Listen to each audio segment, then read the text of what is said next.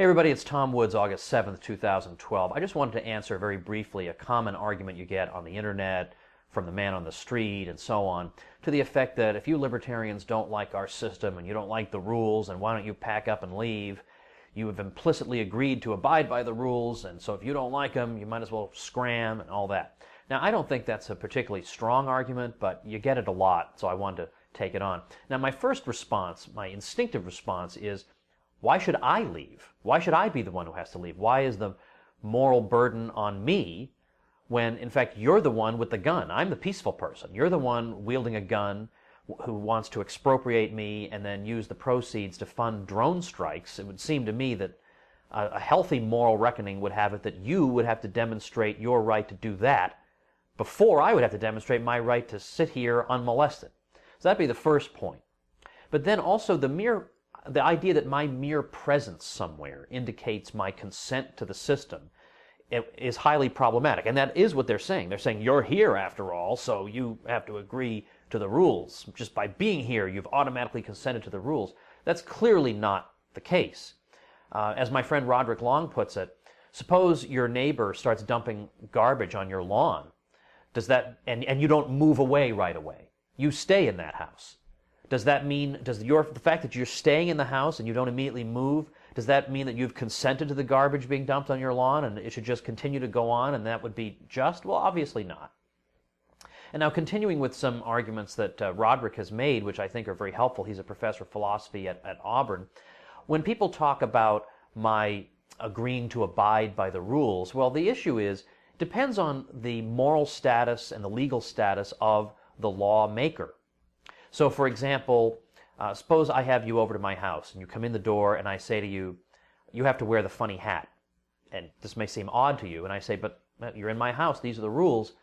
Well, it's an odd rule, but you're in my house, I can make the rules. What you can't do is say, well, I'm going to stay in your house and not wear the funny hat. These are my rules. Now, on the other hand, suppose I come to your house, and I knock on your door, and when you come to the door, I say to you, you have to wear the funny hat. Well, then you would have every right in the world to say, now, whoa, wait a minute. When did I agree to wear the funny hat? You would not accept as an explanation, well, you moved in next door to me, so that you were implicitly giving your consent to wearing the hat, even though right to my face you are telling me you don't want to wear the hat. Your implicit mystical consent by moving in the general area of my hat indicated that your consent to the funny hat system. No one would accept that. There's no part of our lives in which we would accept implicit, hypothetical, tacit sort of consent. We would never accept this.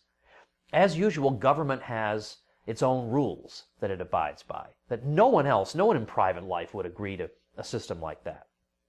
So when people say to you, by being here, you have automatically consented to the rules, they're begging the whole question. They're assuming the very thing that's supposed to be proven. They're totally overlooking the distinction in the funny hat example between the guy who had the right to tell you to wear the funny hat, you could leave if you didn't want to, and the case in which he didn't have the right to tell you to wear the funny hat.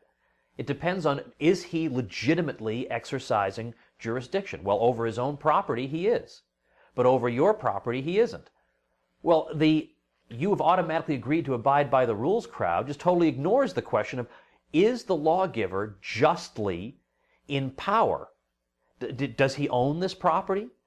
Did he properly come to exercise this power? None of these moral questions are even considered. They're all just simply ignored and glided over.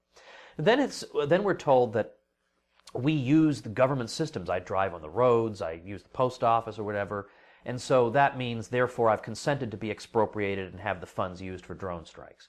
But here, again, this is a problem. The mere fact that I inescapably use systems that I have services that I have no choice but to use does not indicate consent, any more than the fact that I might eat a meal in prison indicates my consent to imprisonment.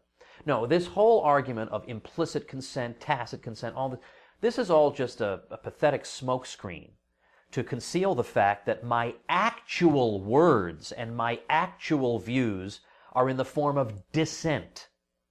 And my actual words of, I don't consent to this, are supposed to be somehow overridden by this mystical, tacit consent that I didn't even know I was engaging in by the mere fact of standing in some place.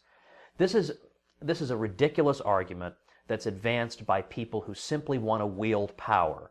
And then after the fact, they come up with this crummy rationalization to try to make it seem as if I really want to be ruled. I implicitly crave being ruled. I've implicitly consented to being ruled.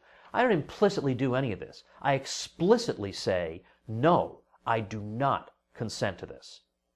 All right, make sure and join me over at LibertyClassroom.com, where we are taking a crowbar to lousy and evil arguments. That's LibertyClassroom.com. And visit me over at TomWoods.com. Check out where I'm going to be in the coming weeks and months. And also, I'll be making an announcement soon about a Monday through Friday Tom Woods broadcast. So stay tuned for that, and thanks for listening. Slipping and sliding, it's magic. And the sweet desire, you took me.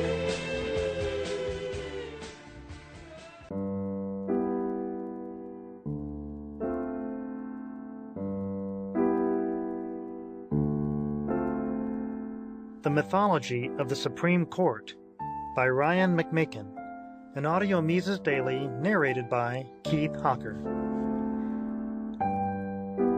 The Supreme Court's recent decision on prayer at government meetings reminds me that Supreme Court season is upon us. And for the next 2 months or so, we can expect to see the court decide on a variety of cases that can have profound impacts on the lives of citizens and non-citizens alike. The court's decision in Town of Greece versus Galloway has produced a lot of commentary on both sides, with much discussion about the dynamics between justices and how Justice Kennedy must have been in a pro-prayer mood that day, since his decisions appear to be made on a variety of unknowable whims. Nearly all of this commentary contains the assumption that it is perfectly normal, and probably laudable, that the Supreme Court has the power to decide the legality of virtually everything under the sun, from the death penalty to where local governments can build strip malls. If there was ever any doubt that public schooling has been an immense success when it comes to conditioning children to blindly accept even the most implausible myths of governance, we only need look to the high regard in which most Americans hold the Supreme Court. The fact that 9 modern philosopher kings are empowered to sit in judgment of every American law and custom, right down to whether or not a city council meeting in a town virtually no American could find on a map, can include some bland prayer time. It troubles no schoolchild that he is taught that democracy is the source of legitimacy for all governments 1 minute, and then the next minute is told he should fully trust 9 lawyers in robes in Washington, D.C. to have the final word on law for 300 million Americans. The proposition that 9 people should tell 300 million people what sorts of laws they should make is rather ludicrous on its surface, but the justification largely rests on the assertion that the judges are somehow above politics and make decisions based on nearly pure reason. Political scientists, and most people with experience in the legal profession, no doubt know this is nonsense, but the average American is far more likely to be accepting of the long-standing myth that the court is a sort of backstop that prevents bad American laws from being allowed to stand. Sure, they might say, Congress and the President, which are infected by vulgar politics, can do many horrible things, but the Supreme Court will dispassionately evaluate them and decide laws strictly on their legal merits. This view of the court is of course hopelessly fanciful, and the truly political nature of the court is well documented. Its politics can take many forms. For an example of its role in political patronage, we need look no further than Earl Warren, a one-time candidate for president and governor of California, who was appointed to the court by Dwight Eisenhower. It is widely accepted that Warren's appointment was payback for Warren's non-opposition to Eisenhower's nomination at the 1952 Republican Convention. The proposition that Warren somehow transformed from politician to deep thinker after his appointment is unconvincing at best. Or we might point to the famous switch in time that saved 9, in which Justice Owen Roberts completely reversed his legal position on the New Deal in response to political threats from the Franklin Roosevelt administration. Indeed, Supreme Court justices are politicians who behave in the manner public choice theory tells us they should. They seek to preserve and expand their own power. The court, jealous of its power and reluctant to hand down decisions that might actually cause the court to lose prestige, is at times careful to reflect the majority opinion regardless of how atrocious it might be.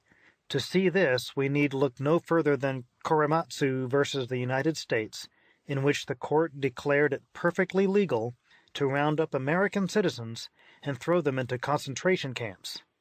The court forever plays a careful balancing act with both the public and with other branches of the federal government, in which it continually pushes the bounds of federal power without rocking the boat to the point of calling its legitimacy into question among the majority of the population. Naturally, Congress and the presidency, themselves committed to untrammeled federal power, have no problem with most of this on most occasions, except perhaps in the details. Bizarrely, however, the court has even managed to cultivate a reputation as a limit on the power of government, and that justices will rein in the state because it is committed, however imperfectly, to the Constitution of the United States. This is wishful thinking in the extreme, however, since the Constitution is nothing more than what the Supreme Court says it is, and this has been well established since Justice Marshall first introduced judicial review into the court's decisions. If the Constitution was designed to prevent rule by judges, which may or may not be the case, it has clearly failed in its mission. Moreover, the court acts to insert intellectual legitimacy into laws and policies that formed out of nothing more than interest group lobbying, political payoffs, and even outright corruption. Once these laws receive the imprimatur of the Supreme Court, they cease to be political acts, questionable in origin, and take on the life of perpetually established law and precedent. The public's deference to the court and its decisions is the key factor in the court's immense power, and the myth of the court as the protector of what's left of the Constitution is especially powerful. But as Ludwig von Mises noted in Liberalism, as an agent of the federal government, the idea of the court as a friend to limited government is an absurdity. He writes, "The tendency to impose oppressive restraints on private property, to abuse political power, and to refuse to respect or recognize any free sphere outside or beyond the dominion of the state is too deeply ingrained in the mentality of those who control the governmental apparatus of compulsion and coercion for them ever to be able to resist it voluntarily. A liberal government is a contradictio in adjecto. Governments must be forced into adopting liberalism by the power of the unanimous opinion of the people. That they could voluntarily become liberal is not to be expected." Naturally, the court does not limit itself at all, but it knows it is nonetheless limited by public opinion at least as well as anyone else. The court's strenuous efforts to maintain an aura of majesty and intellectual loftiness can be seen in its refusal to allow television cameras in its hallowed halls or any sort of direct observation by the public at large. The judges wear academic robes and sit on their high bench. They could just as easily do their jobs in business suits while sitting at the same height as everyone else. Of course, if that were the case, the justices would just look like the glorified county commissioners they are, and the court's propaganda war against the public is essential in maintaining its near total immunity from any meaningful oversight from anyone at all.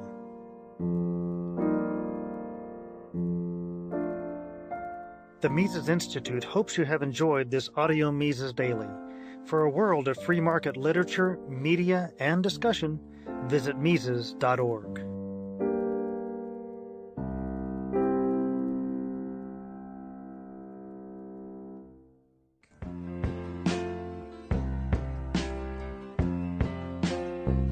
Old man, look at my life. 24 and there's so much more. Hi everybody, it's Stefan Molyneux from Free Domain Radio. This is The Social Contract, defined and demolished in less than 5 minutes. The social contract is the idea that citizens who live in a country must obey their government. And if you remain in that country, the love it or leave it situation, you remain in that country and you have the right to vote ideally, this constitutes a form of voluntary contract between a citizen and his or her government. Thus, the social contract is geographical or country specific, unilateral, state to citizen, in terms of taxation and laws, not citizen to state, and it is implicit. You do not sign it. It is not a formal agreement like a mortgage or something like that. Now, any methodology which claims validity must itself be subject to its own constraints. No one is above the law. The scientific method, as compared to something like religious revelation, must itself be subject to the scientific method. We compare the results of the scientific method to other forms of, quote, knowledge. Logic and evidence must themselves be subject to logic and evidence in the form of reality and consistency. And atheism cannot claim as its own justification or truth the fact that God told an atheist that there was no God. That would be a rank contradiction. The government proposes itself as the highest and sole agency of justice in the land. The government claims that its justification is the social contract. Thus, the social contract must be the highest and most moral contract in existence, since it's the root of all other contracts that are enforced by the state. Thus, the opposite of the social contract must be unjust and immoral. This is just basic logic. If A is just, or the opposite of A must be unjust. The social contract, as mentioned, is geographical, unilateral, and implicit. Thus, all contracts that fulfill these obligations must also be just if the social contract is just. So, for example, let's have a look at the social contract car dealership. So I send a letter to every household in a 10-block radius telling the occupants that I have bought a car on their behalf, that they can choose a Volvo or BMW if they want. If they don't choose, I'm just going to send whatever the majority chooses. The car's delivered to them. Next week, the car cannot be returned.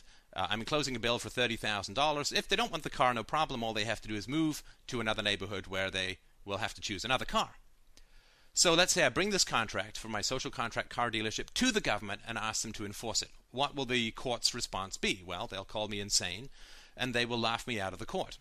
If I then take a gun and say, well, I'm going to go and pick up this $30,000 that these people owe me, I'm considered an immoral aggressor. I'm going to get arrested. I'm going to spend years and years in jail. Yet I am perfectly fulfilling the requirements of the social contract. It's geographical, it's unilateral, and it is implicit. Since the government claims, as its justification, the universal validity of the social contract, but will attack as evil and unjust anyone who attempts to enforce an identical contract, the social contract is thus considered to be the highest moral good in terms of the government's justification and the greatest moral evil simultaneously. Now, if the social contract is the highest moral good, then the government should defend it for everyone. But the government does the opposite. The government attacks competing social contracts, therefore it is evil. If the social contract is the greatest evil, then the government is by definition evil, since that is what it claims as the justification for its power. But perhaps we can amend the social contract to say, well, no geographical overlapping. It doesn't work. The governments call geographically overlapping social contracts morally good, fed, local, municipal, and so on. Perhaps we say social contracts only apply to governments, but by definition the social contract to be valid must apply to everyone, especially the poor sap taxpayers. Now, if the social contract were to apply to everyone, everyone could create and enforce a social contract. Well, the government would say, my social contract allows me to send you a bill for 10 grand for taxes, and I say, okay, I'm going to send you back through my social contract a bill for 10 grand. Nothing is achieved. It all cancels out. Therefore, the social contract is only possible if it is the highest good and the greatest evil simultaneously. Good for government, evil for me. If it's morally good for person A to impose the social contract on person B, but morally evil to do the reverse. Thus, exactly to the degree that the social contract is morally good, the government is morally evil for attacking competing impositions of a universally good moral contract. Exactly to the degree that the social contract is morally evil, the government is morally evil, since that is what it uses to justify its own violent power. Thus, the social contract utterly and completely and totally invalidates the social contract. Thank you very much. 20 seconds to go. This is from my free book, Everyday Anarchy, which you can pick up at my website, www.freedomainradio.com/free. Thank you so much for watching and or listening. And I still have some time to spare, but we'll finish early, shockingly enough. And I will talk to you soon. see through eyes that only see what's real. Tell me, Gracie. President Trump made a major foreign policy speech yesterday, and here's the coverage from NBC News.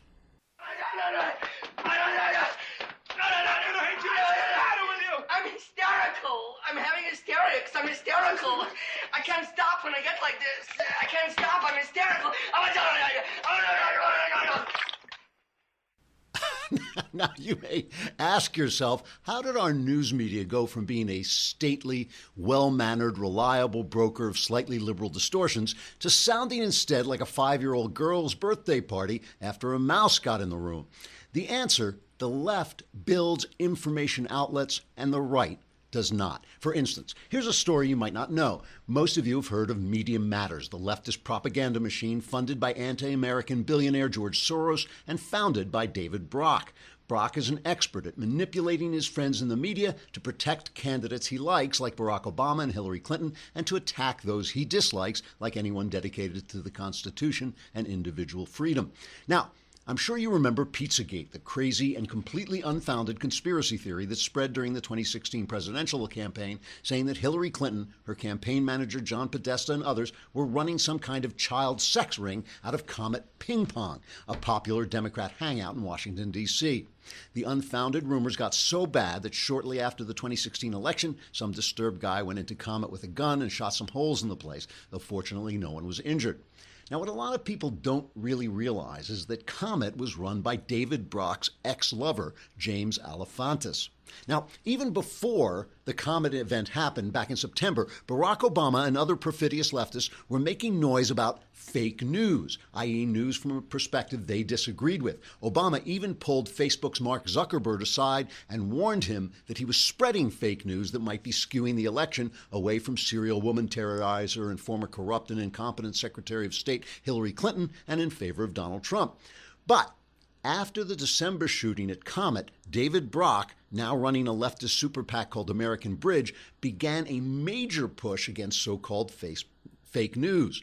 By late January, Facebook gave in and allowed Brock's Media Matters to be part of a mostly left-wing team policing the news on its site.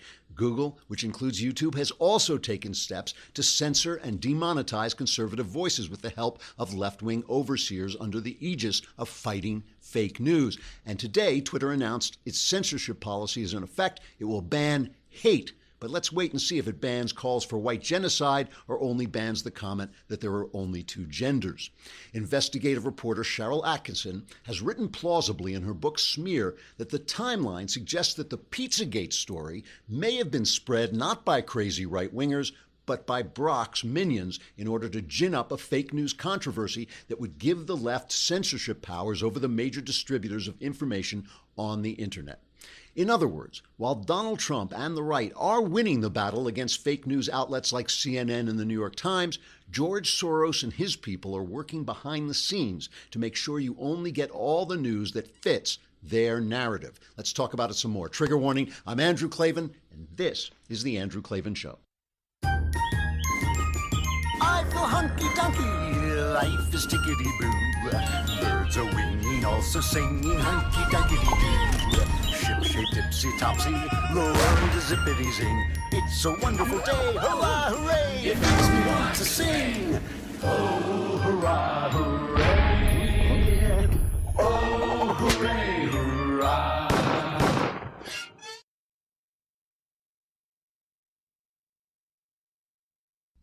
You know, I talked yesterday about some of the great things I think Trump has accomplished against my expectations. He's kind of won me over, even though he still kind of goes up my spine sometimes. But he has won me over with his deeds. I mean, if you judge a man by his deeds, he has done some great deeds for conservatives and for the Republic and for freedom. And I think that you just have to salute that. And you have to say, hey, I expected bad things. You gave me good things. Good for you, bad on me. There's no problem. I got no problem with that. I'd much rather say that than I was right. I would much, much rather say, you know what, I got it wrong and Trump did a good job than I got it right and Trump's a disaster, because it's the country, obviously, that comes first. But here's the funny thing about this is I was worried he'd be kind of a Democrat. I was worried that his old Democrat instincts would come out. But I think that the resistance kind of put paid to that because they didn't give him any room to move to the left. And once Mitch McConnell and Paul Ryan realized they weren't going to be able to get rid of this guy and he was going to be doing this stuff, they started to do their job a little bit. And today they're already debating the tax reform on the House floor. Hopefully in the next couple of days it'll get past both the House and the Senate before Christmas. Be an amazing, amazing thing. But the funny thing about it is all this hysteria, all this craziness, all the Russia collusion and everything like this, it has just been basically, he's just a Republican. He's cutting taxes, he's paring back government, he's cutting back regulation, he's good for business, he's building up the military. That used to be the typical Republican agenda.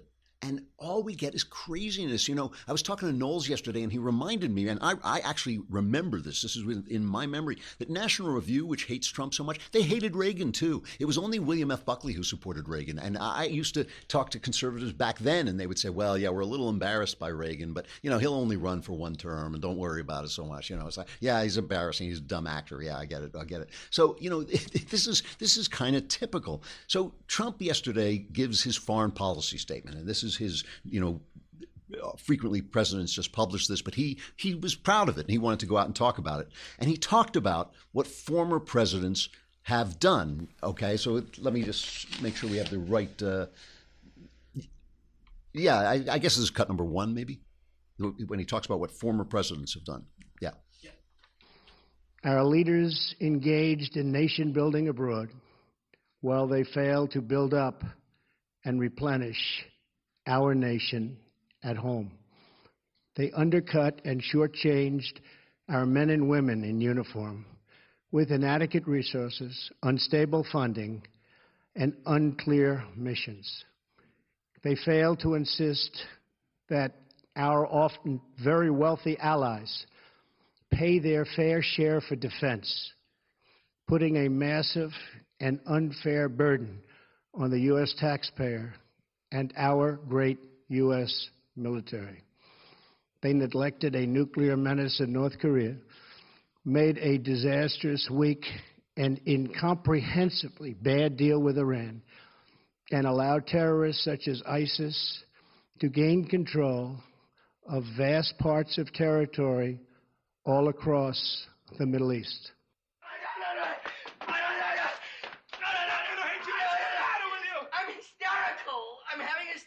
I'm hysterical. I can't stop when I get like this. I can't stop. I'm hysterical.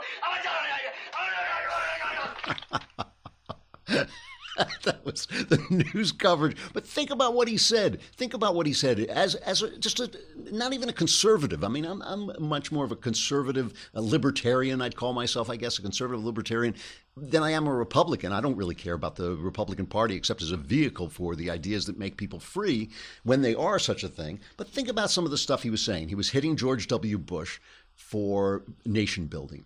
Well, that has always been a conservative idea, that we shouldn't go around nation building, that we're not the world's policemen. We push our interests as far as we can. We can't go into every fight. And George W. Bush reacted. Look, 9/11 was a terrible, terrible event, and he reacted to it by declaring this freedom agenda that he was going to spread democracy throughout the Middle East.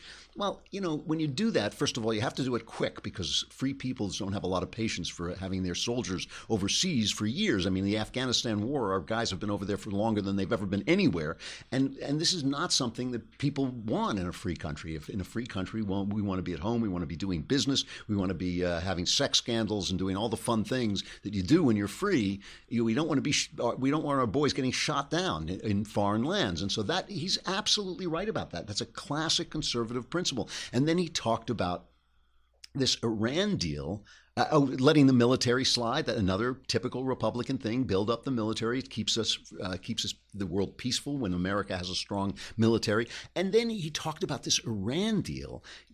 Politico put out a piece. It is very, very long, but it is truly worth reading. I'm just going to read you the first paragraph of this Politico piece about Obama In its determination to secure a nuclear deal with Iran, the Obama administration derailed an ambitious law enforcement campaign targeting drug trafficking by the Iranian-backed terrorist group Hezbollah, even as it was funneling cocaine into the United States. The campaign, dubbed Project Cassandra, and you'll remember Cassandra was the prophetess who was cursed. She could see the future, but no one would ever listen to her. And the reason they dubbed this Cassandra is because the Obama administration, they kept saying, you know what, Hezbollah has now become an organized crime industry, is pushing cocaine and laundering it by selling used cars in Africa. It was this whole big chain of things that they were doing. And they kept telling the Obama administration kept dampening their investigation, kept scuttling their investigation. So they called themselves Project Cassandra. It was launched in 2008 after the Drug Enforcement Administration amassed evidence that Hezbollah had transformed itself from a Middle East-focused military and political organization into an international crime syndicate that some investigators believed was collecting $1 billion a year from drug and weapons trafficking, money laundering, and other criminal activities. And they suppressed this investigation. The Obama administration suppressed this investigation. Now, first, you can say, okay, that's the kind of thing that happens. Sometimes, for instance, a local cop will bust a mobster and the feds will come in and say, you know what, he's on our payroll. We need him in place, so you can't arrest this guy even though he's a killer. Okay, so that's kind of what happened here. Except why were they doing it? They were doing it to make this horrible, horrible deal with Iran, which has made Iran a monster in the Middle East. And the only unintended good consequences it has made the rest of the Arab states start to look more kindly on Israel because they need Israel to fight against Iran. I mean, this is Obama coddling a terrorist state by coddling terrorists. He was coddling a terrorist organization in order to coddle a terrorist state. And this is the guy of whom, you know, they kept telling us this is no scandal Obama. This is Obama with no scandals. They keep covering this up, and they can do it because they have built a structure of communication. And by the way, you want to hear a montage of the networks covering this? There it is. It's over. They didn't cover it at all. They just ditched the Politico. You know who covered it? Evil Fox News. Evil Fox News covered the political story while the rest of the country didn't. While the rest of the networks didn't. So all of this, let's go back to Trump's speech and talk about how the networks covered this. We're going to NBC, where Andrea Mitchell, who is a Clinton hack, she's a Clinton hack. If you see her on MSNBC, I think, okay, it's MSNBC. They are announced liberal. This is NBC News, right? So they are telling us this is the news. Let's listen to her analysis of Trump's speech and listen carefully to what she says. It's a beautifully skewed piece, and we're so used to hearing these people lie that we don't even realize how skewed it is. Listen to this. There were some contradictions because he spoke of China and Russia as being revisionist countries who are aiming to hurt the United States. This after two really remarkably chummy conversations with Vladimir Putin in the last 4 days alone. He also, in talking about China as trying to compete against the United States, he is widely criticized by many economic and trade experts for having withdrawn from the TPP trade deal, which gave China an open field to compete and best the United States, where we basically left the field open to China and did not join all of our other Asian allies to make these multilateral trade agreements. The other thing is notable is that he doesn't speak about climate change, which has been declared by the Pentagon and by the Obama administration certainly as part of a national security challenge because of the effect that climate change has on refugee migration movements. It also was a departure and an open criticism, as Hallie was just saying, sounding more like a campaign speech, like a stump speech, than a real national security strategy. And it comes only hours after our closest allies, France and Great Britain, lined up 14-1 against the United States at the UN Security Council today, rejecting the president's designation of Jerusalem as the legal capital of Israel. Everybody's always blaming me for everything. What is that from that old Will Smith comedy? What was that called? What? The Fresh Prince. That's right. That's right.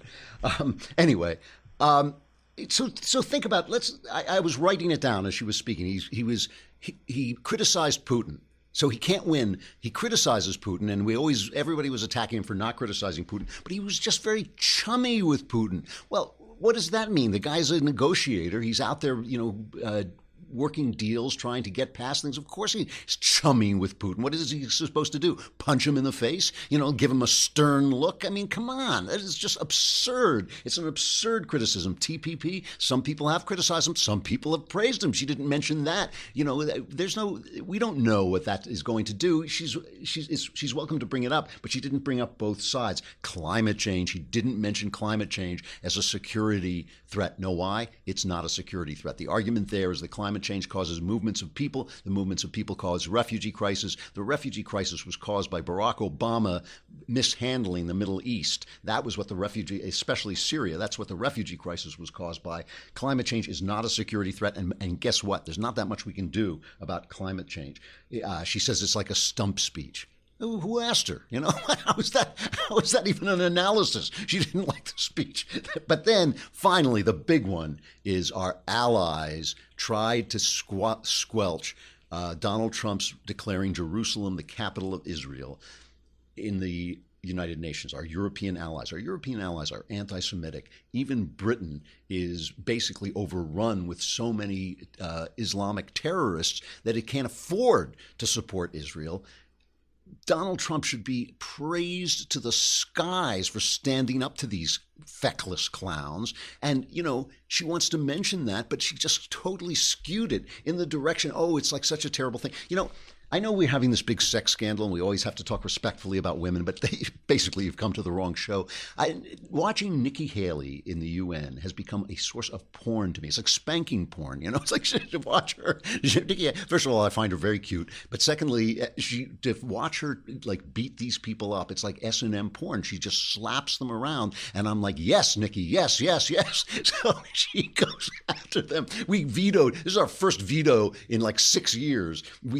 They said, "Oh no, you're not moving your embassy." Like the UN should tell us where to move our embassy. You're not moving your embassy to Jerusalem. Jerusalem is not the capital. And Nikki just went after it. I'm telling you, this is to me like just filthy stuff. What is troublesome to some people is that the United States had the courage and honesty to recognize a fundamental reality.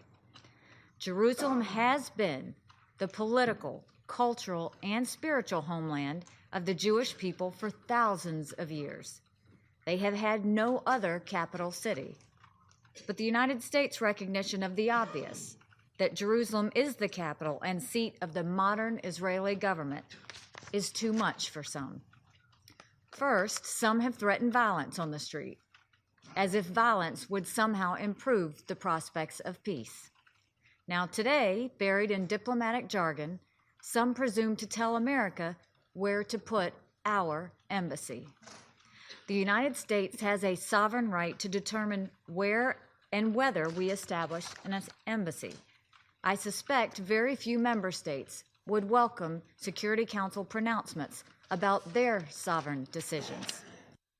Is it too much to ask her to wear leather when she does that? Yes. What a terrible thing to say. Don't laugh. Rob, don't laugh at that. You just encourage me. It's just wrong. It is just wrong. My point is this: they have skewed this information empire of lies that the left has constructed, skews everything to the left so that normal, ordinary, average Republican governance seems like a radical agenda.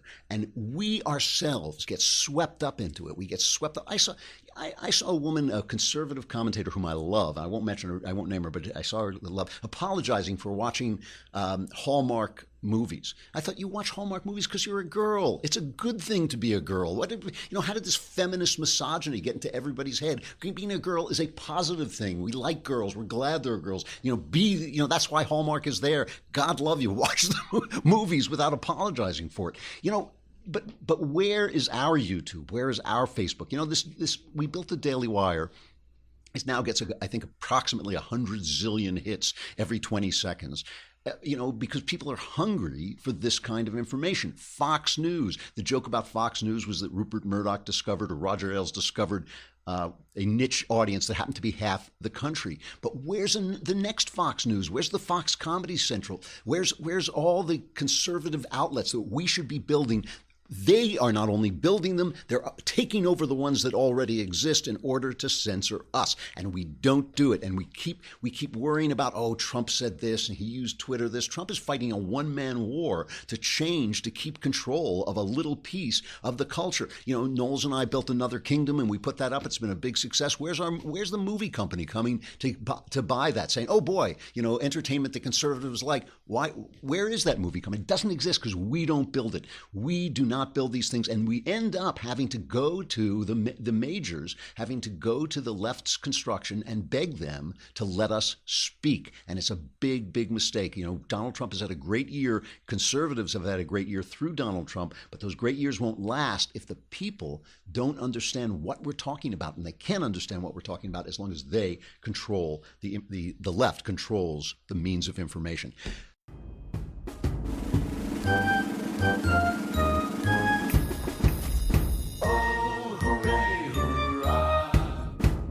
The Andrew Klavan Show is produced by Robert Sterling, executive producer Jeremy Boring, senior producer Jonathan Hay. Our supervising producer is Mathis Glover. Technical producer Austin Stevens. Edited by Alex Zingaro. Audio is mixed by Mike Cormina. Hair and makeup is by Jesua Olvera. And our animations are by Cynthia Angulo and Jacob Jackson. The Andrew Klavan Show is a Daily Wire Forward Publishing production. Copyright Forward Publishing 2017.